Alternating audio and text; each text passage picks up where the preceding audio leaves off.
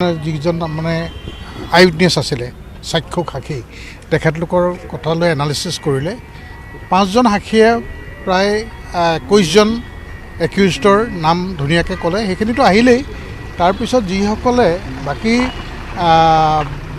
7জন সাক্ষীয়ে মানে মিছা সাক্ষী দিলে, তেওঁলোকে যেতিয়া হাৰিৰ আগত যিখিনি কথা কৈছিলে সেইখিনি আহি আমাৰ কোৰ্টত নাই কোৱা বুলি বা তেওঁলোকক পুলিচে শিকাই দিয়া বা তেওঁলোকক টৰ্চাৰ কৰাৰ কাৰণে তেওঁলোকে আহি তেতিয়া মানে মেজিষ্ট্ৰেটৰ আগত কৈছিলে ডিপুট, কিন্তু তেওঁলোকে আচলতে এইবোৰ দেখাও নাই শুনাও নাই, তেওঁলোক নাছিলেই, এইবোৰ কথা কৈছিলে।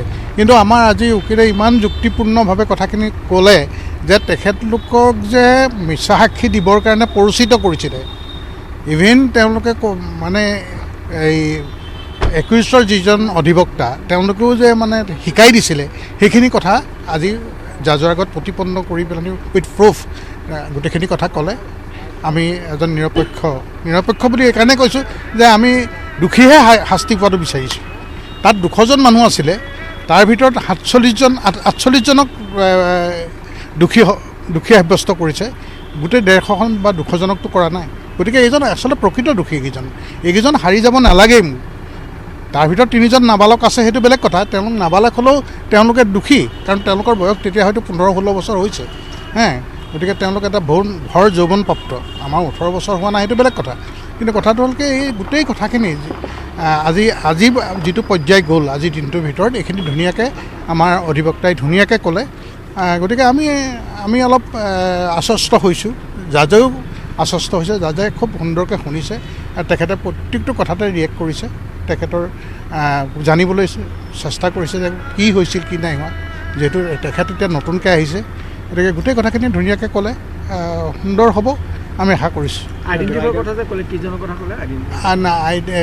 যি মানে সাক্ষীটো কৈছিলোঁ যে 13জন আছিলে, 13জনৰ 5জন সাক্ষী, প্ৰথম 5জন তেওঁলোকে একদম এই যে 164 ছেকশ্যনৰ আণ্ডাৰত ডিফুৰ মেজিষ্ট্ৰেটৰ আগত, জুডিচিয়েল মেজিষ্ট্ৰেটৰ আগত প্ৰথমতে মেজিষ্ট্ৰেটৰ আগত সাক্ষ্যদান কৰেতো বা লিপিবদ্ধ কৰায় তেওঁলোকৰ ভাষ্য। সেই লিপিবদ্ধ কৰা ভাষ্যত মতে 21জন একিউজডৰ নাম আছিলে। সেই 21জন একিউজড আহিছেই, আৰু যি 8জনে তেওঁলোকে মিছা সাক্ষ্য দিলে, তাৰমানে তেওঁলোকে নাই কোৱা বুলি ক'লে বা আমি কোৱা নাছিলোঁ বা আমাক কৈছিলোঁ, কিন্তু আমি পুলিচৰ প্ৰৰোচনাত কৰিছিলোঁ, পুলিচে আমাক ভয় খুৱাইছিলে, টৰ্চাৰ কৰিছিলে, এইবোৰ কথা কৈছিলে।